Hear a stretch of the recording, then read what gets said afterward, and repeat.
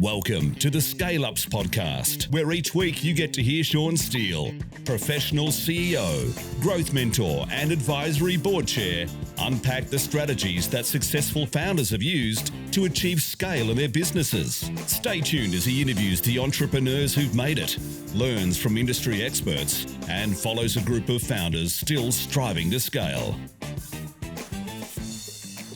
G'day everyone, and welcome to the Scale Ups podcast, where we help first-time founders learn the secrets of scaling so they can fulfill the potential of their businesses, make big decisions with greater confidence, and maximize the value and impact they can create in the world. I'm your host, Sean Steele, and I'm joined today by Rishad Tobaccowala, advisor, author, educator, speaker.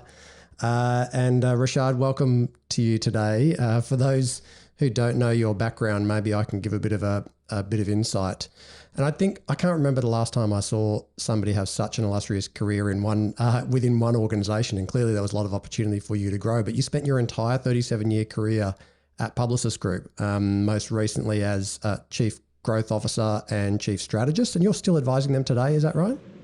Absolutely. Beautiful. And for those who don't know Publicis, if you haven't been around the sort of media and communications world, I mean, this is a business that's almost 100 years old. It's the third largest communications group in the world, has agencies in, 100 countries, and gives clients access through that group to about 80,000 different people, talented individuals in creative and media and technical domains that they can leverage to help them with their digital transformation. So incredible organization. And Rishad, you were named by Businessweek as one of the top business leaders. You had Time Magazine dubbing you as one of the 5 leading marketing innovators. You're in the Ad Age Interactive Hall of Fame. You've got Lifetime Achievement Medals from the Chicago Ad Federation. And recently you penned your book, Restoring the Soul of Business, Staying Human Age in the Age of Data, which really helps people, think and feel and see differently about how they grow their companies and sort of, I guess, remain relevant in this in these sort of transformational times. Is that a fair assessment? Yes. Mate, I feel like you should be exhausted by now. Even just reading that out exhausts me, even in the thinking of what you've gone through to have that career. How are you today? Are you well? I'm doing very well, thank you. So it's the end of the Labor Day weekend here in the United States. So it's been a 4-day weekend. And my wife and I took a 600-mile drive to the state of Tennessee. So we went to Nashville, and a town 2 hours from Nashville. So that's what we did. So you are refreshed and energized and ready to go.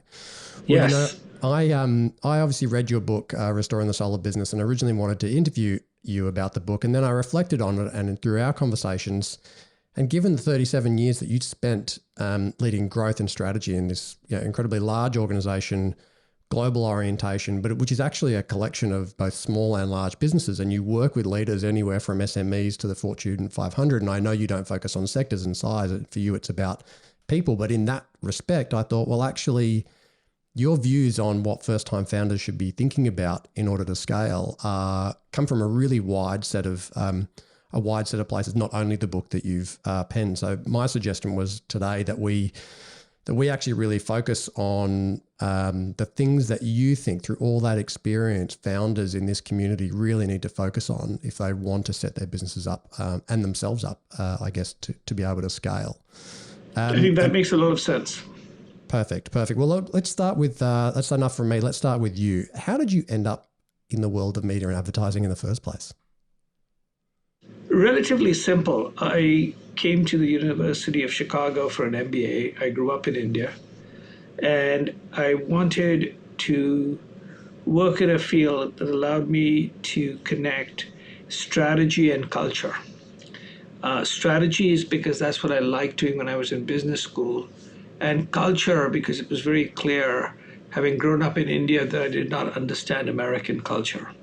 Right. And so my whole thought was, if I could work in a firm that needed to deal with culture in which I could do strategy, and at the same time, if I could work for a firm that would expose me to lots of different firms without me having to switch firms, that might be a good place. And it just so happened that in the early 1980s, this was 1982, Leo Burnett, the advertising agency, was the largest advertising agency in the United States. And it operated unlike any other agency in 2 or 3 different ways. The first was that it was privately held. Okay. Second, it operated from only one office. It had no other offices. It had one office. All right. And that office was not in New York. It was in Chicago, which is where I went to school. And the combination of those two and the fact that they overlooked the fact that I did not have a green card, and therefore they said, we're going to give you a job regardless, is how I got into it. Wow. And I thought, after about 3-4 years of learning about culture and strategy and getting my green card, I would go get myself another job. But apparently I was completely unemployable for 37 years, so I ended up staying. And how did you think about, it sounded like you had strategy in your blood from day one, straight out of your degree. Did you have a vision of the kind of role you wanted to end up in early on, or did you sort of meander your way through these organizations? What did that look like? It was meandering, and most people, even those who think they're going towards a particular destination, eventually, if they keep their eyes open and look for opportunities, they tend to meander. And sometimes they end up in where they were ending to go, but meandering was the way there. And in some cases, they just journey to a totally different place.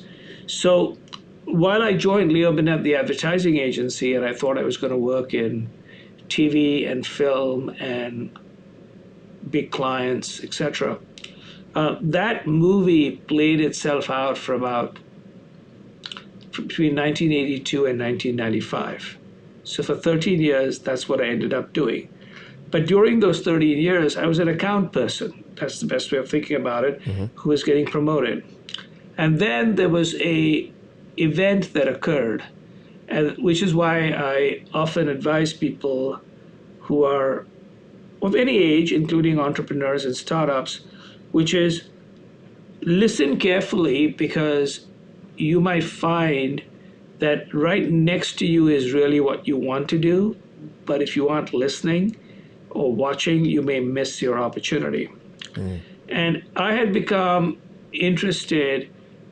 I had been moved by my company into direct marketing because my client was interested in direct marketing. So they asked me to go learn direct marketing.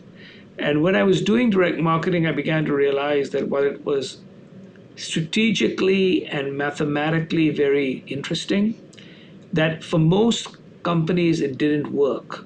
And the reason it didn't work is even if you were trying to reach maybe 5% of the US audience, by the time you found them in those days by subscribing or buying lists of magazines and then getting postage and cutting down trees to send things to them, I ran the math and proved that for most brands, again, these are for packaged goods, not necessarily for a car or something like that. If you want to reach 5% of the US, it's cheaper to reach them via television than actually find those 5% and reach them narrowly. Right. And having done that, I sat there and thinking, I liked what the direct marketing people were saying, but it wasn't working. So why wasn't it working? Now, it wasn't working again in some categories. I'm not saying it wasn't working. And it was very clear it was because of the postage and the paper and the buying the lists. And that's how I basically said, what if we do this online? And I happened to have a little Mac, and I was playing around with Prodigy and CompuServe. And I took our clients to a little company then, which had 300,000 people, called America Online. And I said, maybe we should do this, which then got the client to say we're interested, which then got my management to say, what the hell is this that you just sold? And I said, I think it's time for us to launch the Interactive Marketing Group. And 1 year after I launched the Interactive Marketing Group, it became very clear that I did not know what I was talking about. And I needed real experts who actually knew how to write, not code, but develop in Macromedia, etc. And so I convinced our Leo Burnett, the agency, to do 2 things they'd never done before in their history. One was to take their name off the door. That instead of calling it Leo Burnett Interactive Marketing Group, we needed to call it something different. Right. Second is, with the exception of me, have all the employees. Why was that? Why did you want them to dissociate the name from the...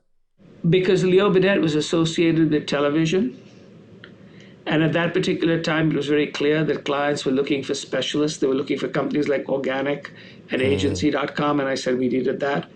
But the second was I needed all the employees not to be Leo Burnett employees. They had to be employees of this new company, because I needed to both attract them and incentivize them very differently than we were doing for the media. And so I basically suggested that if you wanted to be serious about the future, we had to blow up the models of the past. And I actually used a line, which is now the line of my thought letter, which is the future does not fit in the containers of the past. But here is a company who basically said, whose founder said, if you take the name off the door, it means you're a thug, ruffian, and you care too much about money. And I convinced our board that if we wanted to get to the future, we had to take the name off the door. And so we introduced a new company called Giant Step. And working with the colleagues, the two founders of Giant Step and myself, it was a two-person company and me. I remained a Leo Burnett employee. That was the deal. Leo Burnett invested in this company. We owned 75% of it. I ended up with these two gentlemen running it. And we grew it profitably from 3 to 120 people, from no revenue to $12 million, right? And this was like 20 years ago. And that started me into a new career, which is about digital and innovation and the future. Can I ask, and Rishad, this was 1995, in convincing which is the now board, 'cause almost this is 30 years ago. Yeah, but in an age where, okay, the data may not have been that available to you, so you're having to have a pretty courageous conversation here with the board to go, I know what we've been doing is working, but actually the future looks a bit different. How much of their buy-in was based on faith in your argument versus the ability to sort of prove it up? Did they have to really take a big leap to back you in this? They had to take 2 leaps. I had some data, but not enough alone to convince anybody, because often when you try to go into the future, most people have data that explain the past. Yeah. Right? As I explained to people, most algorithms are backward looking. They're not forward looking. So I had enough data so it didn't look like I had too much to drink and had walked into the boardroom. But what I had, and I write about that, is I had been working in the company for 14 years and I had a track record.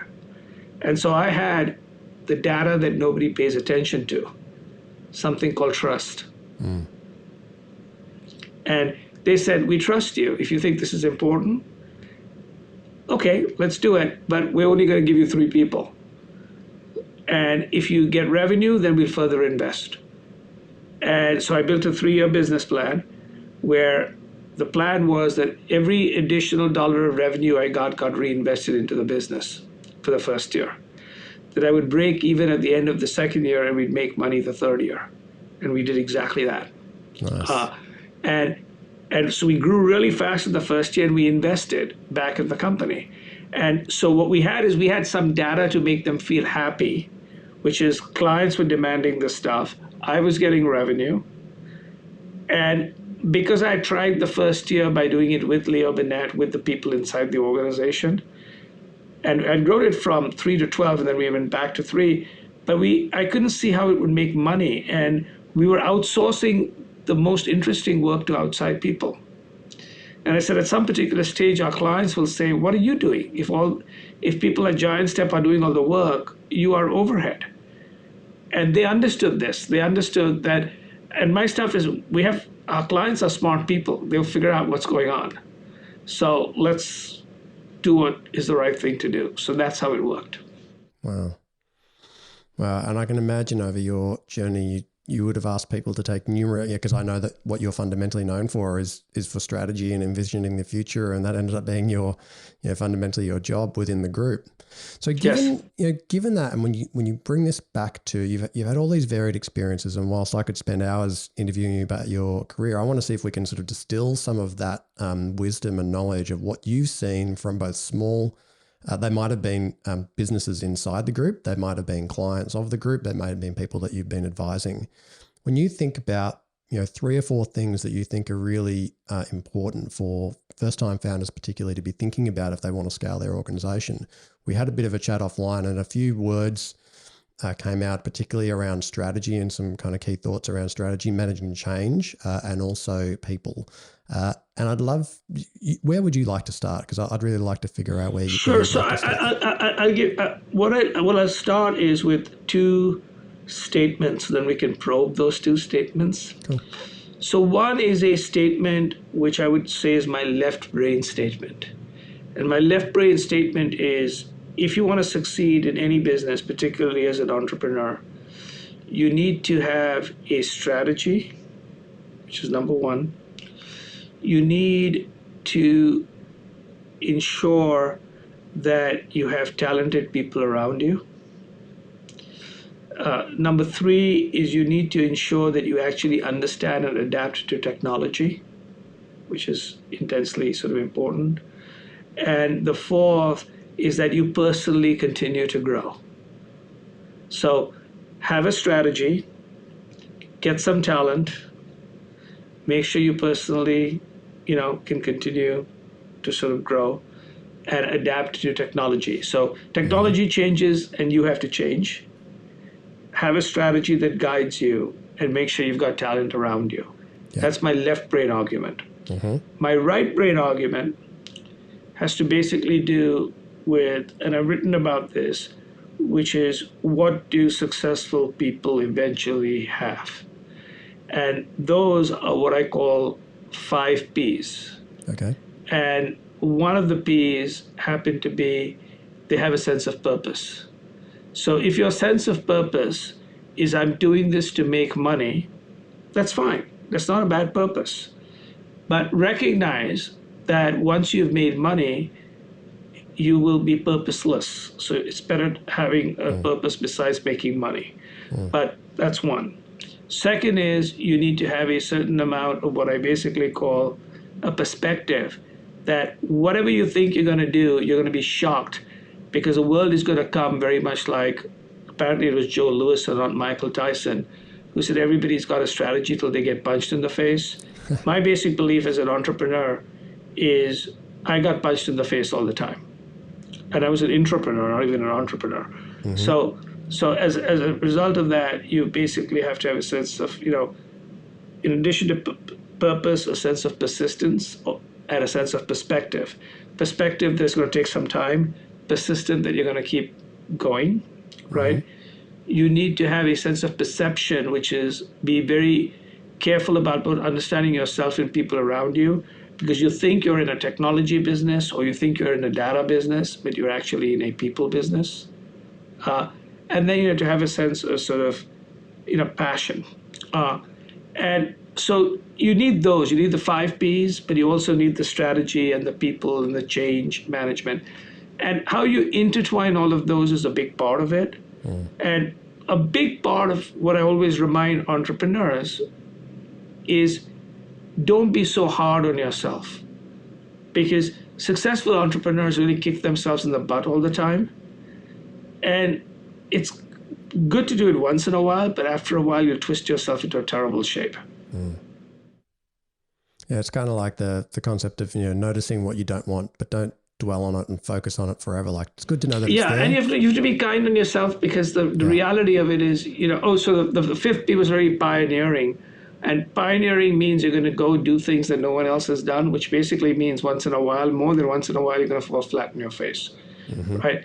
And having those 5 Ps and having these other things are a lot of what I try to get people to understand. And over the years, I've realized is that's true for almost anybody. It's definitely true for entrepreneurs. But now my belief is all of us have become companies of one. And I've written about that in this today's COVID age. I mean, you aren't working for a large company. You're sitting at home on the internet, pretending you're working for an 80,000 person company that you've never seen anybody in a large group for the last 18 months. Yeah. And even in your personal circumstances, I had that conversation with my 13-year-old yesterday morning where I said, well, let's start with actually what you want. Are you clear about what you want? Okay, let's talk about the strategy to get there. Now let's talk about when the strategy stops working, what are you going to do? And exactly. How are you going to maintain your motivation? So all the same principles, to your point. It is. And so what happens is, and the way this connects to the topic we were going to discuss, which is my book, the theme that runs across my book is how do you combine the story and the spreadsheet? And so the spreadsheet is things like the strategy and the data, but the story of things like the pioneering and the perspective, etc. And you need to combine those. Having only one will not keep you successful. Yeah, so true. So true. So if we take a step back then, let's just say, I'm a founder and I've, let's say you're working with a smaller organization. It's going pretty well. Business is building well. Maybe they're starting to take on some management capability. Maybe they haven't gone out and proactively sourced the world's best people or the people who've actually been to the next stage. They might be getting a bunch of, average sort of, B players that they feel like they can afford, but they feel like they're being able to delegate and they're sort of slowly freeing themselves up to be able to focus on, continue focusing on the business. And then you realize that the first step is they don't actually have a strategy. How do you encourage them to think about what does that actually mean? How should it turn, especially in a world where, to your point, they're having to adapt and change. And so, a document that's 160 pages and sits in the top drawer for the next 4 years is not going to be all that helpful. Yep. How do you think about guiding entrepreneurs around strategy? So there are two. One is to not get bent out of shape or driven crazy by thinking that strategy is a highly complex thing that requires thousands of pages and consultants. I believe strategy requires two things. A definition of what strategy is, which to me is future competitive advantage. Mm-hmm. So what that means is try to anticipate in the future what your customer or consumer might need, who you will be competing with, and what advantage will you be delivering for these future needs against these future competitors. It's that simple. Okay. Now, then to either develop your strategy or to sell your strategy, you need to have nothing more than 9 slides. And so my belief is if you cannot tell your story in 9 slides, you don't have a story. The 180 slides means you don't have a story. As I tell people, will you please tell me your cool shit? I don't want to know how your colon works. Right? They're going to tell me how the colon works. I'm not interested in how your colon works. Where's the cool shit? Right? And I recently wrote 2 Sundays ago on my Substack free newsletter, Rethinking Presentations. And it's been only 8-10 days. It's the most popular thing I've written. I was going to say, you saw me, I actually commented on that within about 30 minutes, I think, of you releasing it. I thought, wow, this is I love the fact that this was something that many of us just don't think about when we're in the world of corporate, and the whole world is full of PowerPoints and presentations. And the fact that here's how you can do it, and that I eventually then hand drew to show you how I did it, right? Which is sort of meta about it. And it's kind of pretty incredible. It's been read 100,000 times. Wow. Okay. And I don't advertise. Yes, it's free, but it's all through, word of mouth, people posting, like you commenting on it, LinkedIn, etc. 100,000 times, including hundreds of CEOs who basically said, wait, Rishad, what is this? Give the community a quick insight as to basically what the key points were of this article. Sure. So the key points of the article, very quickly, which you can find at rishad.substack.com, and it's completely free, is that in order to basically, that we are overthinking presentations, and presentations have become a process that we fill with pages and pages and pages. They're too long and we don't get to the point and we have nothing really interesting to say. So I suggest that you have 9 slides to a presentation. Slide 9 happens to be the appendix, so don't worry about it till the end. Slide 8 is actually where you start, which is what's the order? What are you going for? Everything you write starts with slide 8. So slide 8 is, what are you trying to sell? What's the order, right? Once you have slide 8, then what you need are 3 slides, which I call slide 4, 5, and 6. So slide 4 is what insight do you have about customer, consumers, or the people you're trying to sell to? So it lets them think differently. The other one is, or see differently. Then what ideas do you have? And then another slide on what imagination do you have for them to rethink their category. So those I call how do you get them to see, think differently, and feel differently. So just one slide which says, here are my ideas, here are my insights, and here's some ways to rethink your category. Imagination. Slide 7, so that's slide 4, 5, 6. Therefore, slide 7 becomes, by the way, here's some proof that I've actually done this shit in the past. Okay? And then you do slide 1, 2, 3. Slide 1 becomes a very spicy title. Slide 2 basically becomes almost a navigation and agenda drive. Or 3. Slide 2 happens to be, what is this title? Slide 2 happens to be something that you can deliver, right? That captures them right away. So if you have a very spicy title and the next slide is, I'm going to save you 20% of your costs. I'm going to deliver 5 times revenue or something of the sort that you can actually do. Attention. And then, by the way, now we're going to have this conversation. And then all you have to show them is ideas, insight, imagination, why you've done it before, the end slide for the order, and then the appendix. That's it. My stuff is once you fill in those 9, you may not even need a presentation. You can just have a conversation. And that is what people don't do. Instead, they write huge goddamn decks killing a bunch of trees and boring the hell out of people. And so that's part of what that was. And so my thing with strategy is think future competitive advantage, think about these 9 slides, and you'll be fine. There are too many people who make too much money wasting people's time making it complicated. And my basic belief is, and that's why when people often ask me, they say, wait, you do your entire trading programs in 4 hours. So I said, yeah, you don't need more than that. And I said, I don't get paid by the hour, so I'm not going to purposely make 40 hours happen, right? I said, I get paid I have a fixed cost, and I say, here's what I'm going to do it for, and I'm going to do it for, and if you think it's damn expensive for an hour, too bad. I'm not going to basically reduce it. But the reality of it is, when you pay people little by the hour, they drag out the hours. Yeah, totally. They give you big fat decks. You don't want a deck, you want a result. And that's what's basically happened. We are so fixated on the cost of the input.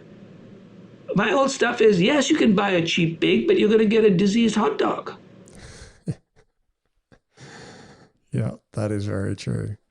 So, all right. So I'm a founder. I've got the. I might be just selling to myself in the way that I'm thinking about my sort of 9-slide development. But to your point, don't overcomplicate strategy. Strategy is about building a future competitive advantage, and therefore you have to understand the current issues and problems. You have to think about who you're going to be competing against and how you're going to develop it. And I always think, see if you can get inside the mind, the language of the customer. And I certainly guide my clients on this is, what are the things they're saying about everybody in the industry? It's like, I hate dealing with these guys because X, Y, and Z. Like, what are the things that absolutely drive them crazy about you and everybody else in your industry? Because those are the things that actually they really would probably like to have solved.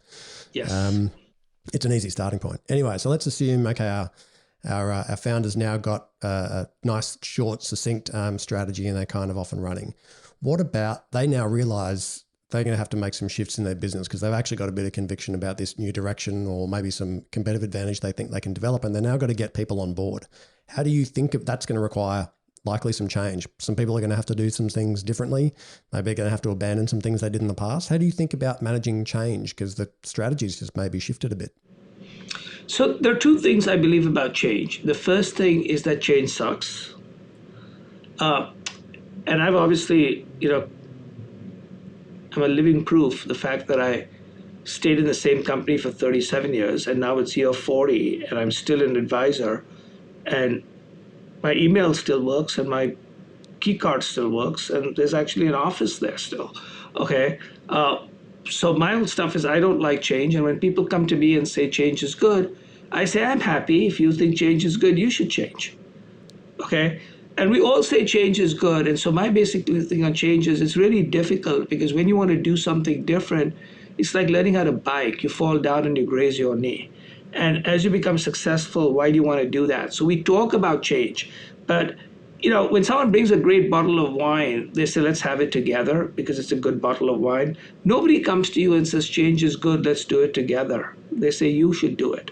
So I'm very suspicious of that. So the change is difficult, it sucks. But my second belief is, while change sucks, irrelevance is even worse.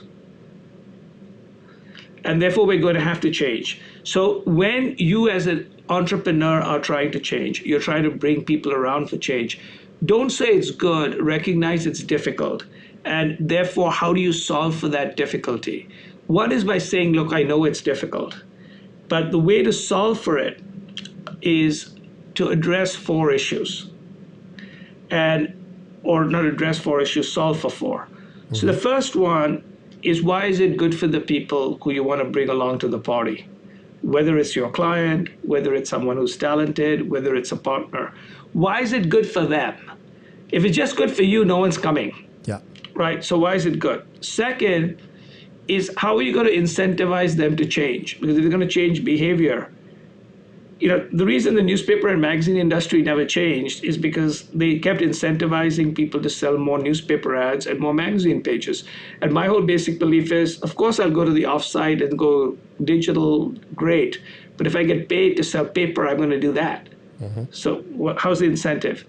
The third is, which is as important, is, can you please explain to me, in addition to the incentive plan, and in addition to the fact that this is good, this is good for me, and there's an incentive plan, where's my training? How am I going to do this? We think there's some like immaculate knowledge that suddenly happens. But the same people, I say, okay, where's your training program? So give me your training program, give me your incentive program, tell me, why this is, good for people. And then the last thing is, show me how you're doing it yourself. Many leaders they talk about it, but they don't do it themselves. And so I watch behavior. And so a big part of it is, if you're trying to drive change, is say, look, change is difficult. Here's why it's good for you. Here's how I'm going to incentivize you. Here's how I'm going to provide training. And here's, I'm eating my own dog food. I'm doing it myself. Then change happens. If you basically just have the strategy, some kind of M&A plan, some kind of reorg plan, and then you put out a press release, God bless you, nothing's going to happen. What if the change requires behaviors that people can't find training for or in? What if it's new? How do you wrestle with that? People go, we haven't done it. Yeah, we haven't done it before. Yeah. We don't know how to train someone else in it. So that's perfect. So then what we basically say is, we are going to be training on the job, which therefore means that every 2 weeks we're going to learn from everybody about the mistakes they've made. And we're going to basically say we're going to go in together and learn new things. But as importantly, usually someone else has done, it's not in the same industry, somebody else has done about 75, 80% of that somewhere else. Yeah. So you can read books about it, or go online, or listen to a podcast or a YouTube video, or whatever it is. Yeah, I think that's very true.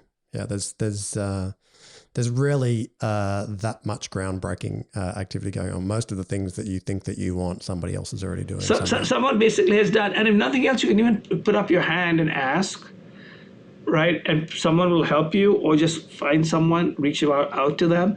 And my thing is, when you ask people for help, usually people give you the help. And the people who don't give you the help that you ask for, you don't want their help anyway, because they've become irrelevant, because they've become full of themselves. Yeah. So my belief is, if you can't help people, you are a little bit questionable. Yeah. And so what, we're as a founder, we've identified this new way that we can sort of strategically move our business and develop competitive advantage for the future. We've done a great job of thinking about how to sell this package of positive change to our team members. We recognize that it sucks, but we also can articulate what's good for them, and we've got training, and we've got all these ingredients. How do you think about, from your experience, and I'd be interested in any sort of practical examples, how have you tied then strategy to execution to make sure that where you think or want this strategy to go is actually what sort of happens on the ground, and the focus is maintained, and that there's a tight enough link between the sort of strategic idea and the execution part. So there are two ways of it. One is when you develop the strategy, if you can, incorporate the people who will be executing it into the strategy development. If you cannot do that at that stage, let them know as they're executing that you might adapt the strategy slightly after you hear from what actually goes on as they execute. Mm-hmm. So when I was an account person, half the time I would write the creative strategy after I saw the creative work. Yeah. Right? Now, what I would do is I would basically say what the goals were, and I would write a rough strategy and give it to the creatives. The creatives would then come up with work, and when I saw the work, I said, okay, now I know what the strategy is, because they actually had a better idea and a better angle. Mm-hmm. So the other thing is, a strategy isn't something that is like the 10 Commandments, right? It's sort of a future competitive advantage. It doesn't mean the future and competitive advantage are all frozen. Yes. You can continuously sort of improve. So one of the things clearly is by trying to get the people who are executing both incorporated into the strategy so they buy into it, at minimum by basically saying, I need to hear back from you as you're executing how this strategy can be improved. Then they will have a sense of ownership of the strategy. It isn't your strategy and they're going to execute. It's their strategy, it's our strategy that they're going to go and get first pieces of data in the marketplace about. Got it. Yeah. And that is what's very important. We always talk about feedback, but feedback from people versus feedback from machines is really cool. What do you mean by that? So a lot of what we now do is in industry, particularly in the digital industry, we're trying to replace as much carbon with silicon as we can.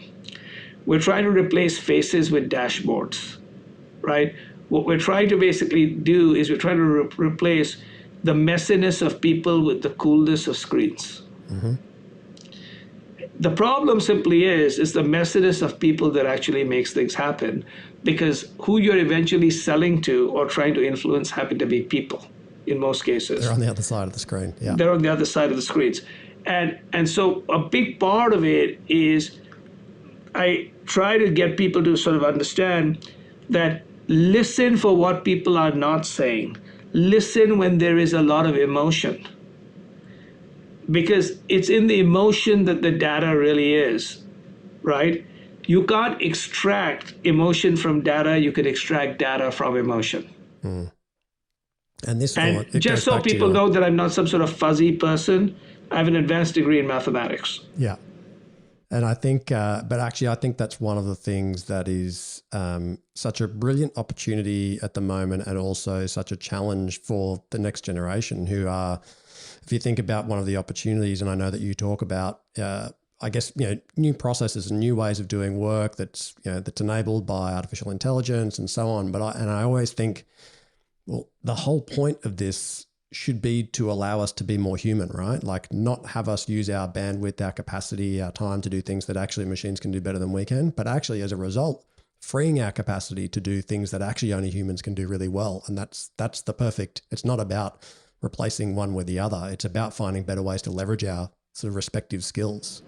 Yes, absolutely. So for all the entrepreneurs, small companies starting here, in addition to something like strategies, future competitive advantage, and this how to write presentations, I will ask you all to constantly think that when you enter a room with your talent, with your client, with a supplier, and you take them, there's obviously this data that you bring them, there's a whole bunch of things that you bring them. The question I'd like you to ask is, what are you adding to the data?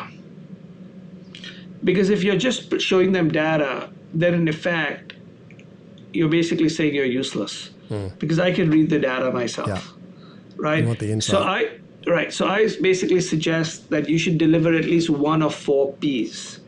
And what I mean by Ps are, the first one is a sense of perspective.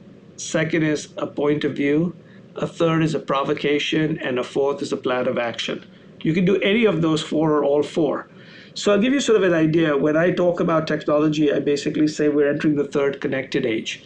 And I talk about the first connected age being about search and e-commerce, where people connected to discover and connected to transact. And then the second age, building on the first, we were connected all the time and we were connected to everybody because of what we call social and mobile.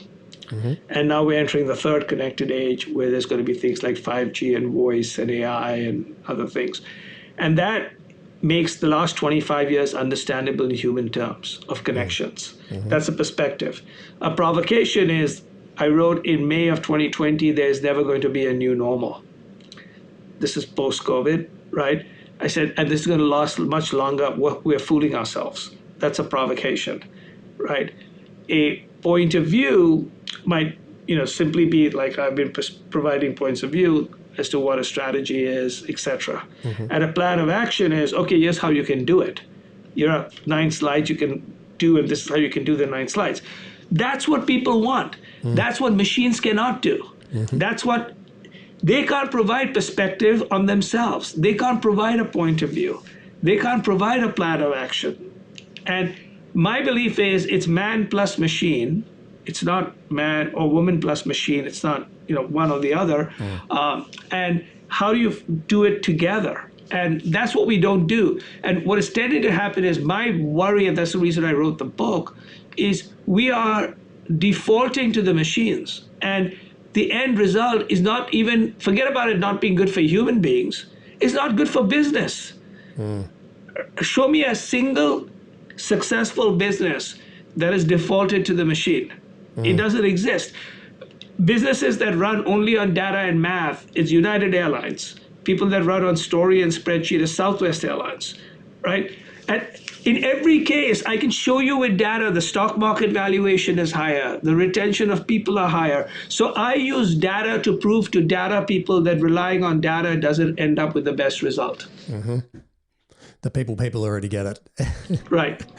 Yeah. And I think this is such a challenge for our next generation, right, who are growing up in an environment where machines are doing a far greater amount of heavy lifting in things that we used to have to just rely upon ourselves to do. And that, some of that framework that you've just articulated would be so, powerful in the school system to kind of go, hey, you need to actually think about your relationship with machines and some of these things that are not going to go away, that machines are never going to do well, that you actually have to get really good at.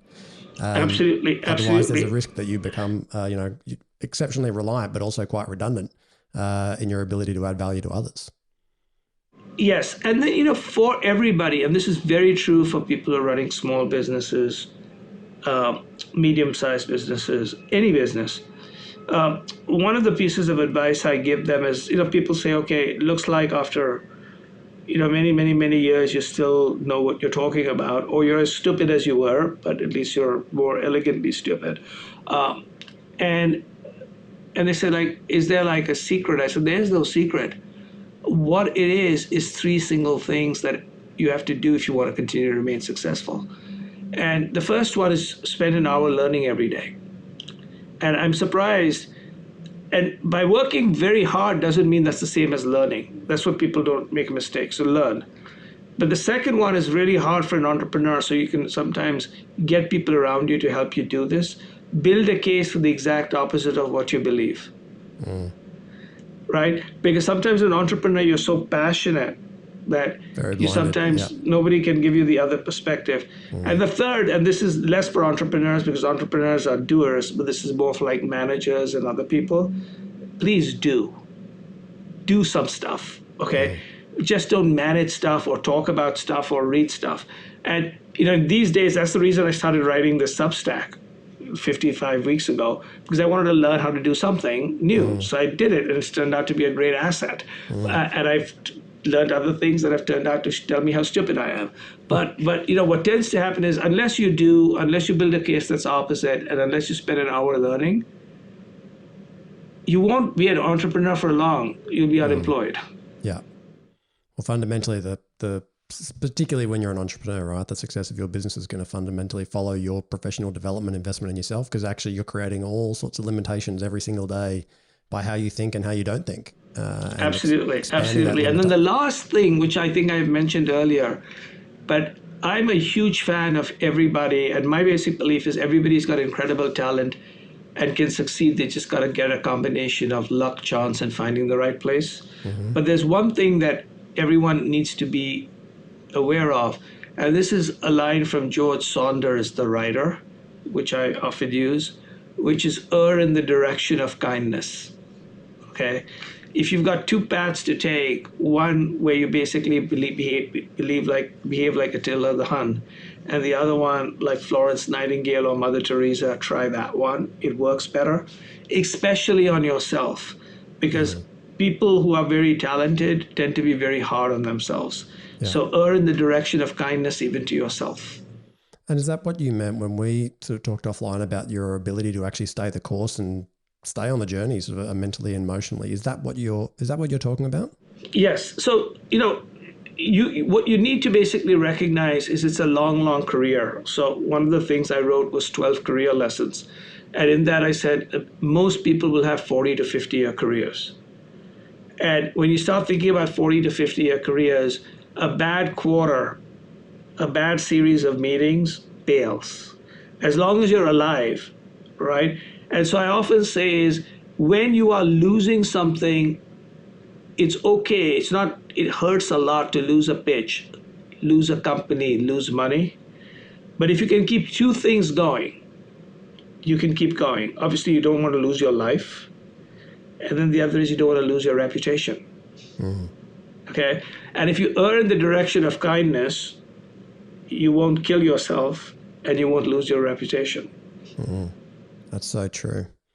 That's so true. And, Rishad, we're getting to the end of our time together. But I would really like to acknowledge, I think that's such a really interesting statement, and to me sums up what I think is a remarkable career, not necessarily because of the size of the company you worked for or from that perspective, but it takes to know that you're actually going to stay in the same place within the same group. To your point, it actually relies on any moment that you have. I mean, I see this happen all the time. People get self-doubts and they start hopping. I think one of the other entrepreneurs I spoke to, she said, you just can't grass hop. You have to assume that actually it's going to take some decades, probably 20 years plus, before you actually get really good at anything. But if you keep hopping every 3 years and doing something different and doing something different and doing something different, you actually end up in your mid 40s or 50s, actually not really skilled at anything. But when you know that you're going to stay there, it really changes how you think about how you treat yourself and how you treat other people, because you're not going to have a 20-year career if you're burning bridges at left, right, and center, and you're just out for yourself and you're just sort of railroading your way That's exactly right. And then the other is, in most cases, because the world is changing so fast, you could actually learn a lot and change inside a company. So while I stayed in the same place for my entire career, the last time my business card said was Leo Burnett was, as I said, 1995. And since then, I've had 10 different business cards. I'm not talking about titles. I'm talking about different companies, Digitas, Razorfish, Sapient, Publicis, Starcom.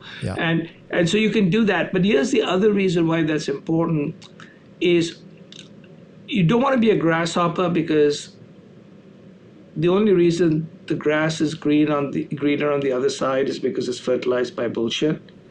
Okay? Whenever you see another company, you're only seeing the good shit, you realize the bad shit that goes on inside your company. That's number one. But the second, to a great extent, is the big asset you really build, which becomes a competitive advantage, is people trust you. Your character. And I've written the fact that trust is speed. Right? And people basically say, if someone sticks it out, we think it's pretty good. They're pretty good. I'm not, again, suggesting that people are like, stupid like me who stayed in the same place. But think 3 to 5 years at a time. Don't think 3 to 6 months at a time. Yeah, everybody's in a big hurry to get somewhere quickly when it comes to entrepreneurship. Not all, and certainly not all of them. And the number, I would say, 75% of the founders that I interview have been in this business, or certainly in this industry, for at least 15, 20 years before all of a sudden, they're like, everyone's going, wow, the business is growing at 100% year on year. It's like, did you look at the first 15 years where actually they were growing like snails, but they actually stayed in long enough to figure some things out, get close enough to customers, have a reputation, build a character, all of these things. And all of a sudden, a few of those ingredients came together. Might have been a bit of luck, might have been timing, but they are actually ready, poised, knew what they were doing, had a team, had a model, and could activate where other people were just clamoring to get on board late. The most powerful word in finance is compounding. But that word is even more powerful in business, right? In finance, it's compounding interest. In business, it's compounding skills, compounding reputations, and compounding networks. And what you usually find is in the last 20% of your career is approximately 80% of your returns. Yep. That's and there's lots of good examples of that. Rishad, I would love to say a huge thanks to you for sharing your wisdom with us today. Really enjoyed the conversation with you. Could chat to you for hours. Thank you for inviting me. My pleasure. How can people get in touch with you or follow along with what you're doing? So I'm on LinkedIn at RishadTobaccowala.com. at Rishad Tobaccowala. I have a website, which is RishadTobaccowala.com. I have this weekly free thought letter, which I think you should take a look at, which is rishad.substack.com. And my email is rishad@gmail. And my Twitter is @Rishad. And those are my two examples of early mover. And in both those cases, I was almost in my 50s. And people basically said, how did you get Rishad at Gmail or @Rishad? And I said, I was trying new things. Love it. Well, we'll make sure that those end up in the show notes. So thank you very much, Rishad. Folks, I hope you enjoyed the show today. Huge thanks to Rishad Tobaccowala. A couple of things before you go. Of course, if you enjoyed and you got value out of today, please check out the subscribe to the podcast, but also give us a review. Let us know what you think. It means a lot to our team, but it also, of course, helps other people find the podcast. If you'd like to know when new episodes drop or tools being provided by our guests are available, just pop to the website, scaleupspodcast.com. You can leave your email there and we'll get those to you. If you like the socials, you can jump on any of the socials and you'll find us at Scale Ups Podcast.